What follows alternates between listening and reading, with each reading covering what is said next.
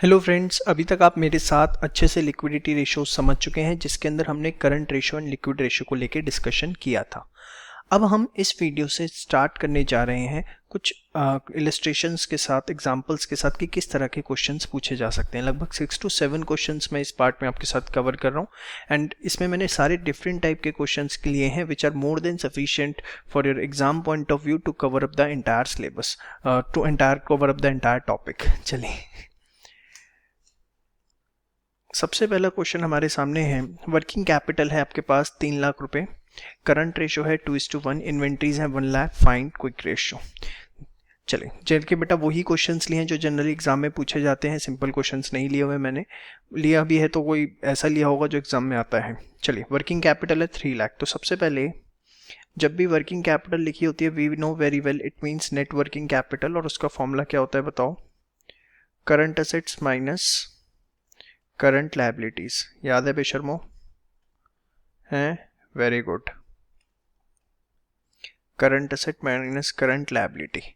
अब यहां पर आप देखो, वर्किंग कैपिटल हमारी है 3 lakh, current assets minus current liability, और कुछ हमें नहीं पता। एग्जाम में कुछ भी आपको शॉर्ट में नहीं लिखना है। हाँ, हो सकता है इस वीडियो में मैं लिख लूँ, लेकिन आपको कुछ नहीं लिखना। चलिए, करंट यहाँ से अगर हम देखें तो हम एक इक्वेशन तैयार कर सकते हैं, that is the current assets is equals to 3 lakh plus current liability. है जो शॉर्ट फॉर्म में लिख रहा हूँ, ये एग्जाम में अलाउड नहीं है, आपको फुल फॉर्म में लिखना पड़ेगा। बना सकता हूँ ये इक्वेशन। अब बताओ, करंट रेशो क्या फॉर्मूला होता है? फॉर्मूले हमेशा आपको एग्जाम में पूरे पूरे लिख के आने हैं। ये नहीं है कि एग्जाम में मेरे को तो आता है जी, मैं क्यों लिखूँ फॉर्मूला, नंबर कट जाएंगे, फिर रोगे आराम से। Current assets divided by current liabilities. Current assets कितने के हैं? अच्छा, नहीं पता, चलो कुछ नहीं होता भाई, ऐसे ही रहे। करंट लायबिलिटीज भी नहीं पता। अच्छा वेट, अब यहां पर देखिए, मैंने गलत जगह ले लिया उसे। करंट रेशियो हमारी क्या है? 2:1। करंट असेट्स के लिए मैंने एक इक्वेशन बनाई थी, 3 लाख प्लस करंट लायबिलिटीज, हाँ या ना? और नीचे करंट लायबिलिटीज मैंने एज इट इज लिख दिया। तो twice of current liabilities is equals to 3 lakh plus current liability. अब इसके बाद अगर आप देखें, two current liability equals to 3 lakh plus current liability, तो ट्वाइस ऑफ करंट लायबिलिटी, ये इधर आके माइनस करंट लायबिलिटी 3 लाख। तो हमारा करंट लायबिलिटी जो है वो कितना आ गई? 3 लाख रुपीज आ गई। Very good. अब करंट लायबिलिटीज 3 लाख आ गई, तो बताओ करंट असेट हमारे कितने आएंगे? भाई 3 लाख करंट लायबिलिटी आ गई, और 3 lakh plus current liabilities current asset, तो 3 लाख प्लस 3 लाख, हमारे जो करंट असेट्स हैं वो कितने आ गए? 6 लाख रुपए। 6 लाख रुपए हमारे क्या आ गए बेटा? Current assets. अब इन्वेंट्रीज है हमारे पास 1 लाख रुपए। ध्यान से देखें, क्विक असेट्स का फॉर्मूला क्या होता है? अरे बताओ भाई, current ratio, sorry, current assets minus inventories minus prepaid expenses. अब प्रीपेड एक्सपेंसेस क्वेश्चन में गिवन नहीं है तो हम उसे नील मानेंगे, पर ये आप लिख के आओगे, ये नहीं कि इसे आप इग्नोर कर दें। इन्वेंट्रीज हमारे पास है कितने की बेटा? 1 लाख रुपए की, और करंट असेट जस्ट हमने भी निकाले हैं कितने के? 6 लाख रुपीज के। तो हमारे पास जो क्विक असेट्स हैं that comes out to be of your rupees 5 lakh. अब हमें निकालनी है क्विक रेशियो। क्विक रेशियो का हमें फॉर्मूला बहुत अच्छे से पता है, that is the quick assets divided by current liability. तो क्विक असेट्स हैं 5 लाख, करंट लायबिलिटी है कितनी है भाई? 3 लाख। तो जब आप इसे सॉल्व करेंगे तो this comes out to be 1.67 ratio 1। ये क्या आ गई आपकी क्विक रेशो। ठीक है, तो आपने देखा एक फर्स्ट क्वेश्चन, ये बहुत फ्रिक्वेंटली एग्जाम में पूछा जाता है। चलिए फटाफट इसे नोट करिए। नेक्स्ट क्वेश्चन पे आते हैं। क्विक रेशो है 2:1, current liability 1 lakh, current ratio 3:1, find amount of inventories. फंसा रहा है, चलो कुछ नहीं होता, हमें कौन फंसाएगा। करंट रेशो, देखो जो मैक्सिमम इंफॉर्मेशन जहां से गिवन होना वहां से आप हमेशा क्वेश्चन स्टार्ट करो। आपको पता है current ratio is current assets divided by current liability, yes और नो। अब करंट रेशो है 3:1। करंट असेट्स के बारे में कोई जानकारी हमें नहीं है, बट करंट लायबिलिटीज के बारे में जरूर हमें जानकारी है, और दैट इज 1 लाख। तो जब आप करंट असेट्स निकालेंगे तो ये आपके कितने आ गए, 1 लाख इंटू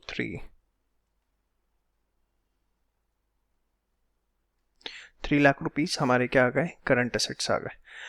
अब क्विक रेशो हमें गिवन है कितनी, 2:1, ठीक है। तो अगर आप ध्यान से देखिए, quick ratio, quick assets divided by क्या होता है, करंट लायबिलिटी। अब क्विक रेशो है 2:1, क्विक असेट्स हम निकाल लेते हैं, करंट लायबिलिटी कितनी है, 1 लाख। तो यहां पर अगर आप देखें तो 2 लाख रुपए के क्विक असेट्स आ गए, हाँ है ना। क्विक असेट्स कितने के आ गए, 2 लाख रुपए के, गॉट इट। ये भी करंट असेट्स है, वो आपकी क्विक असेट्स है। अब हमें बहुत अच्छे से पता है कि क्विक असेट्स का फॉर्मूला क्या होता है, बताओ। करंट असेट्स माइनस इन्वेंट्रीज, हाँ है ना। अब करंट असेट्स हमारे पास आए 3 लाख के, क्विक असेट्स हमारे पास आए 2 लाख के। चेक कर लूँ भाई कहीं गलत ना हो, हाँ यही है। तो माइनस इन्वेंट्रीज, तो यहां इन्वेंट्रीज आ गई 3 लाख माइनस 2 लाख, कितने की, 1 लाख रुपए की। तो ये आपने देखा किस तरीके से हमने क्वेश्चन किए। प्लीज सारे क्वेश्चन बहुत अच्छे से नोट डाउन करिए, एक जगह से प्रॉपर तरीके से नोट्स बनाइए। Third question, total assets 10 lakh, working capital, capital and debts, current ratio. Relax होके, थोड़ा यूनिक क्वेश्चन है, जनरली बुक्स में नहीं मिलता देखने को। See we know very well that working capital is current assets minus current liability. बोलो हाँ या नो, पक्का, शो। So this is 3 lakh, so 3 lakh is equals to current asset minus current liability. Thereafter total assets हैं आपके 10 लाख के, ठीक है। टेल मी वन थिंग, क्या हम ये लिख सकते हैं कि टोटल ऑफ असेट्स जो होता है बैलेंस शीट में वो किसके इक्वल होता है, टोटल लायबिलिटीज के? अरे भैया असेट और लायबिलिटी, बैलेंस शीट में असेट और लायबिलिटी का टोटल इक्वल नहीं आता क्या है, वही तो करते आ रहे हो बचपन से। तो टोटल लायबिलिटीज आ गई कितनी आपकी, 10 लाख। वो 11 से बचपन ही तो शुरू हो जाता है हमारा कॉमर्स का, इसलिए बचपन बोलता हूँ। टोटल लायबिलिटीज कितना हो गया, 10 लाख, ठीक है बेटा। अब टोटल लायबिलिटीज में क्या क्या आता है भाई, या तो कैपिटल होती है या डेट्स होती है, ठीक है, लॉन्ग टर्म डेट्स, और यहाँ होती है करंट लायबिलिटी। देखो आप यहाँ पर एक चीज समझो, ये जो डेट्स हैं ये है लॉन्ग टर्म। वैसे जो आपकी करंट लायबिलिटी है वो भी डेट होती है, but that's a short term debt. यहाँ जो डेट्स का मतलब लिखा हुआ है, here debts means long term dates.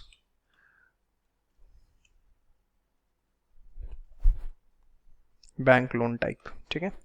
तो इज इक्वल्स टू 10 लाख।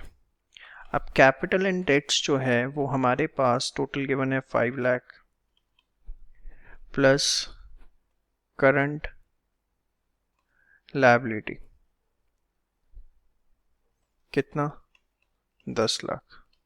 तो हमारी जो करंट लायबिलिटी है वो कितनी आ जाएगी बताओ फटाफट।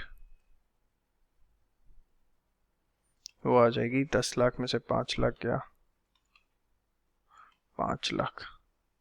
चलो भाई करंट लायबिलिटी तो आ गई।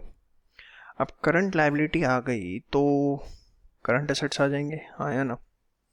3 lakh is current asset minus current liability, equation बनाई थी ना। अरे हाँ अभी बेशर्मो वर्किंग कैपिटल में बनाई नहीं थी इक्वेशन। 5 लाख और यहाँ पर 3 लाख। तो बोलो अपना करंट एसेट कितने का आ गया। हाँ एकदम सही बोल रहे हो, कितना, 8 लाख, ठीक है। अब इसके बाद करंट रेशियो क्या होता है formula, current asset by current liability. Current asset is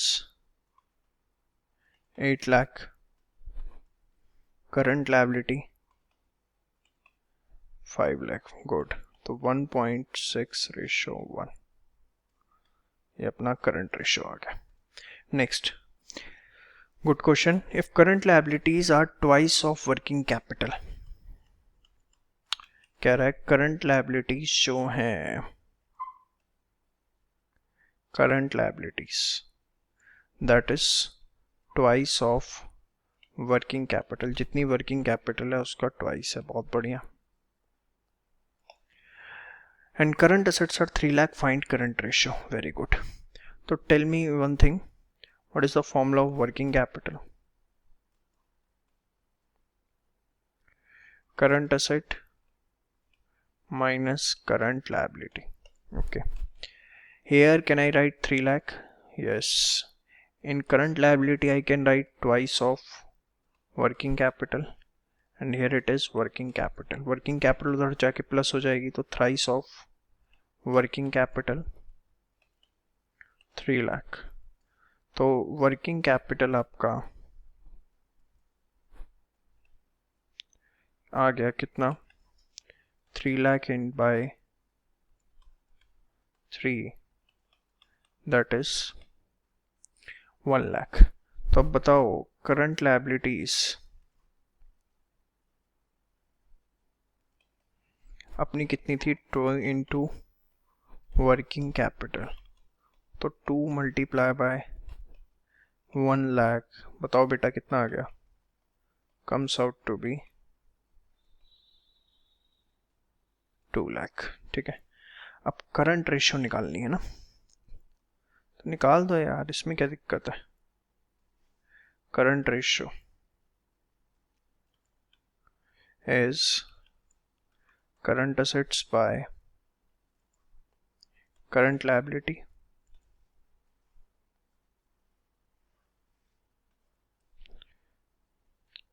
हाँ है ना। तो करंट एसेट्स अपने पास 3 लाख, ये अपने पास 2 लाख, तो अपना आंसर आ गया 1.5:1, ठीक है जी। चलिए नेक्स्ट क्वेश्चन करते हैं। बहुत सिंपल क्वेश्चन, टाइम पास करने के लिए दे दिया तो मैं 4 क्वेश्चन अच्छे करके आया हूँ ना, एग्जाम में कई बार आ जाता है, कभी पता लगे मुश्किल क्वेश्चन ही करते रह गए। करंट रेशियो, चलो करो फटाफट मेरे से आगे आगे। क्या होता है, करंट एसेट्स अपॉन में करंट लायबिलिटी, हाँ या ना। तो सीधे आप ना फॉर्मूले में ही वैल्यूज डालना शुरू कर दो। सपोज करंट एसेट्स में क्या आएगा, सबसे पहले कैश आएगा 1 लाख बैंक आएगा अपना 50,000, ट्रेड रिसीवेबल आएगा कितना 1 लाख, इन्वेंट्रीज आएगा कितना 2 लाख, और प्रीपेड एक्सपेंसेस अपना आएगा कितना 50,000। करंट लायबिलिटी में अपने पास क्रेडिटर्स हैं कितने 1 लाख, आउटस्टैंडिंग एक्सपेंसेस हैं 50,000, तो 150, 250, 450, 5 लाख ऑन में 150, तो 3.33 रेशो 1, 1.5, 2.5, 4, हाँ ठीक है। इसके बाद क्विक रेशो, क्विक रेशो में क्या आते हैं क्विक असेट्स, हाँ या ना,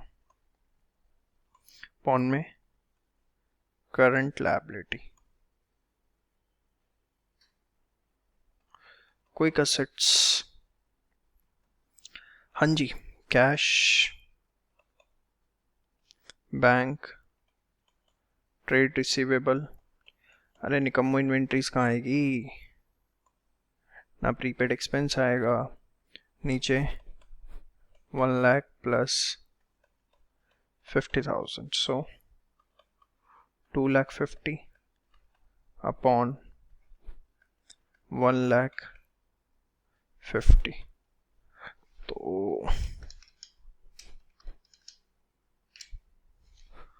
1.67 रेशो 1, ठीक है। चलो क्वेश्चन नंबर 6 देखते हैं। ग्रॉस वर्किंग कैपिटल इतना है, net working capital find current ratio. याद करो कुछ बताया था, ग्रॉस वर्किंग कैपिटल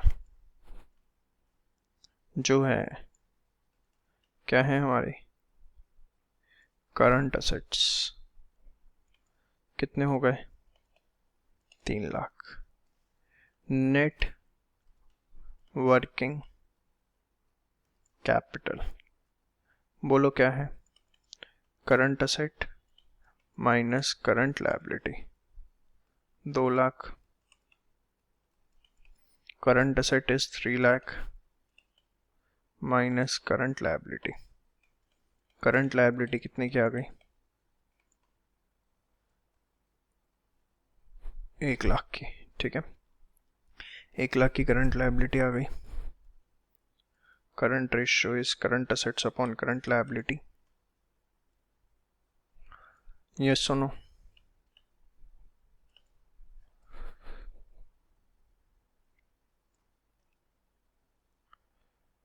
तो करंट असेट्स अपने 3 लाख, करंट लायबिलिटी अपनी 1 लाख, तो क्या आंसर आ गया 3:1, वेरी गुड। नेक्स्ट, बहुत ही इंपॉर्टेंट क्वेश्चन, जनरली आजकल एग्जाम्स में बहुत पूछा जाता है इस तरह की question, identify whether current ratio and quick ratio will increase और डिक्रीज। कुछ ट्रांजेक्शन है इनसे करंट रेशियो बढ़ेगी या कम होगी, आपको ये सब बताना है। बहुत सिंपल है, बड़े ध्यान से देखिएगा। सबसे पहले कैसे करेंगे, क्या लिखा हुआ है first transaction, sale of goods of ₹10,000 on credit for ₹50,000, sale of goods of rupees कितना था भाई 10,000 ऑन क्रेडिट एट 20,000। ध्यान से बोर्ड पे देखो जरा कैसे करना। सी करंट रेशियो क्या होती है अपनी, current assets minus current liability. थोड़ा सा ना आपको दिमाग लगा के चलना है इसके अंदर। अगर आपने गुड्स बेचे 10,000 रुपए के, ठीक है, तो इससे होगा क्या, अल्टीमेटली करंट असेट आपके 10,000 के कम हो जाएंगे, बट ऑन क्रेडिट बेचे मतलब आपके डेटर्स आ गए, हाँ है ना, तो आपके 20,000 रुपए के करंट असेट्स बढ़ जाएंगे, हाँ है ना। तो नेट इम्पैक्ट अगर आप देखें तो आपके करंट असेट्स 9,000, तो अगर आपके करंट असेट्स बढ़ रहे हैं इस ट्रांजैक्शन से, ठीक है, जबकि करंट लायबिलिटी पे कोई इंपैक्ट इससे नहीं पड़ेगा, करंट असेट्स आपके बढ़ रहे हैं, करंट लायबिलिटी क्या रहेंगी, सेम रहेंगी, उस पर कोई फर्क नहीं पड़ेगा। तो ऑब्वियसली अगर न्यूमरेटर बढ़ रहा है, डिनोमिनेटर सेम रहेगा, तो करंट रेशो जो है वो क्या हो जाएगी, इंक्रीज हो जाएगी। ठीक है, अब क्विक रेशो पे क्या फर्क पड़ेगा ये देखते हैं। क्विक रेशो का फॉर्मूला क्या होता है बताओ, क्विक असेट्स अपॉन में करंट लायबिलिटी। अब आपने अगर गुड्स बेचे तो इन्वेंट्रीज कम होती हैं, स्टॉक कम होता है, बट क्विक असेट्स पे कोई उसका फर्क नहीं पड़ता, क्योंकि क्विक असेट्स के अंदर इन्वेंट्रीज आती ही नहीं है। हाँ, डेटर्स जरूर आते हैं। तो अल्टीमेटली इस ट्रांजैक्शन की वजह से होगा क्या, आपके जो क्विक असेट्स हैं वो बढ़ जाएंगे, कितने से, 20,000 से, जबकि करंट लायबिलिटी जो है वो आपकी क्या रहेंगी, सेम। तो यहां पर भी जो क्विक रेशो है वो आपकी क्या हो जाएगी, इंक्रीज हो जाएगी। ठीक है, नेक्स्ट अगर आप देखें, अमाउंट डिपॉजिटेड इन बैंक 30,000। अब अगर आपने 30,000 पे अमाउंट बैंक में जमा करवाया तो होगा क्या, खुद बताओ। एक तरफ इससे कैश कम हो गया और एक तरफ इससे बैंक बढ़ गया, है ना, और सेम अमाउंट से, यस और नो। तो आपके जो करंट असेट्स हैं वो क्या रहेंगे, सेम रहेंगे, और करंट लायबिलिटीज भी आपकी क्या रहेंगी, सेम रहेंगी। तो यहां पर कोई करंट रेशो पर इम्पैक्ट नहीं आएगा। सेम वे क्विक रेशो पर भी कोई इम्पैक्ट इसमें देखने को नहीं मिलेगा, क्योंकि क्विक असेट्स पे फर्क कब आएगा यार, जब इन्वेंट्रीज और प्रीपेड एक्सपेंस हो। पिछले क्वेश्चन में था स्टॉक, इसलिए इम्पैक्ट देखने को मिला, यहाँ पर तो ऐसा कुछ भी नहीं है, क्विक रेशो पे भी कोई इम्पैक्ट नहीं आएगा। नेक्स्ट है अमाउंट इंट्रोड्यूस्ड बाय ओनर 25,000। बताओ क्या होगा इससे, कैश बढ़ेगा, कैपिटल भी बढ़ेगी मैं मानता हूँ, बट कैपिटल का बढ़ने का हमें कोई फर्क नहीं पड़ता, क्योंकि we are considering current assets and current liability. Very good, cash बढ़ गया, इसका मतलब उससे हमारे करंट असेट बढ़ जाएंगे। अब करंट असेट बढ़ गए तो हमारी करंट रेशो क्या हो जाएगी बताओ, very good, current ratio increase हो जाएगी क्योंकि करंट असेट्स बढ़ गए। और क्विक रेशो भी हमारी इंक्रीज हो जाएगी क्योंकि हमारे क्विक असेट्स भी बढ़ जाएंगे। ठीक है, नेक्स्ट है गुड्स परचेज्ड ऑन क्रेडिट 30,000। ध्यान से देखिए, गुड्स परचेज्ड ऑन क्रेडिट 30,000, क्या होगा इसका भाई। सबसे पहले करंट असेट्स की अगर आप बात करो तो आपके करंट असेट्स जो हैं वो बढ़ जाएंगे, कितने से, 30,000 से, क्योंकि आपका स्टॉक जो है वो बढ़ रहा है, स्टॉक जो है वो प्लस हो रहा है, कितना, 30,000। सेम वे क्योंकि आपने उधार पे माल खरीदा है तो आपकी करंट लायबिलिटी जो है वो भी बढ़ जाएगी, क्योंकि आपके क्रेडिटर्स बढ़ रहे हैं, आपके जो क्रेडिटर्स हैं वो बढ़ गए, कितने से, 30,000 से, हाँ या ना।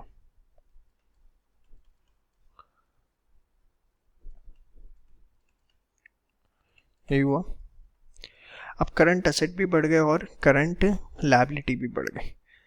देखो, अगर दोनों सेम अमाउंट से बढ़ते हैं तो हमेशा करंट रेशो डिक्रीज होती है। Let us take an example कि करंट रेशो जो है 1 लाख के करंट असेट थे, 1 लाख की करंट लायबिलिटी थी, एग्जाम्पल के लिए आपको समझा रहा हूँ, तो क्या आ गई, 1:1।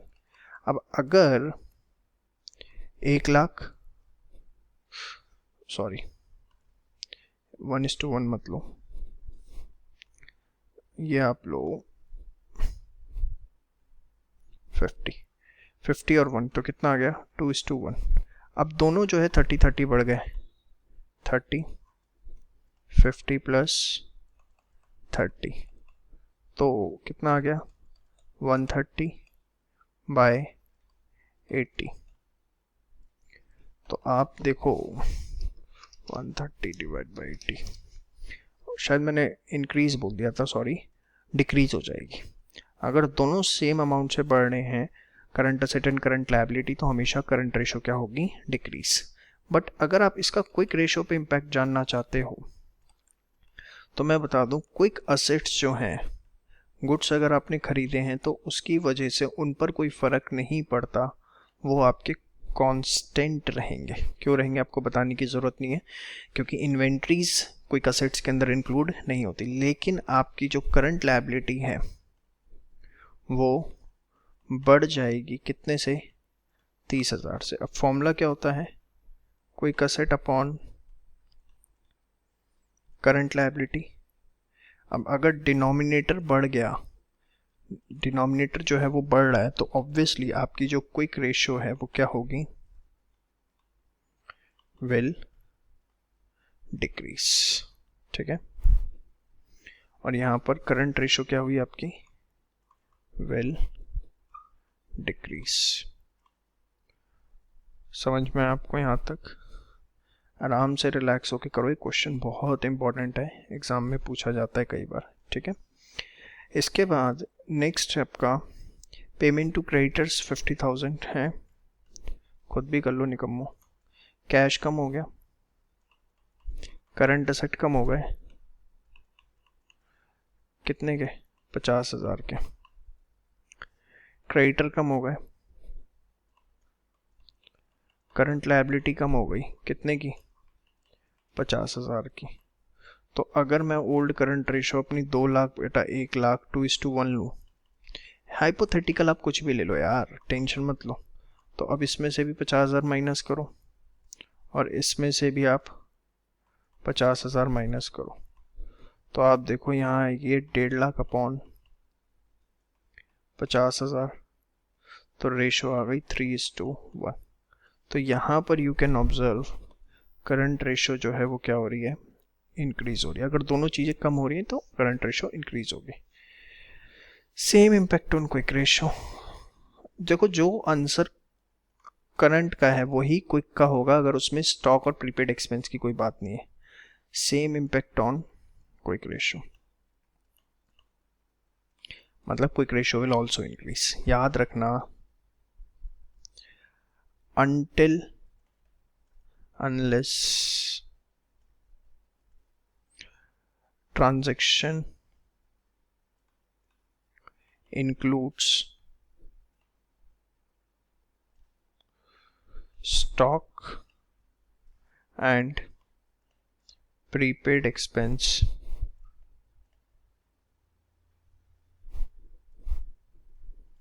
amount impact on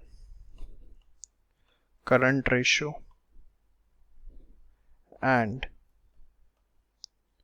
quick ratio will be same. जो इम्पैक्ट है करंट रेशो और क्विक रेशो पर वो क्या होगा, सेम होगा। ठीक है, इसके बाद loan taken from bank for 5 years 1 lakh. अरे खुद कर लो इसे, तो बताओ, बैंक बढ़ गया, करंट असेट बढ़ गए, कितने बढ़ गए, 5 लाख। ठीक है, 5 years के लिए लिया है। ठीक है, तो करंट लायबिलिटी जो है वो क्या रहेगी, कांस्टेंट।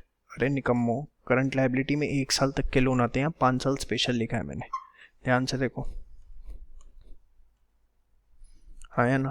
तो कांस्टेंट, तो करंट रेशो, करंट असेट्स बढ़ रहे हैं, सिर्फ करंट रेशो जो है वो क्या हो जाएगी, इंक्रीज हो जाएगी।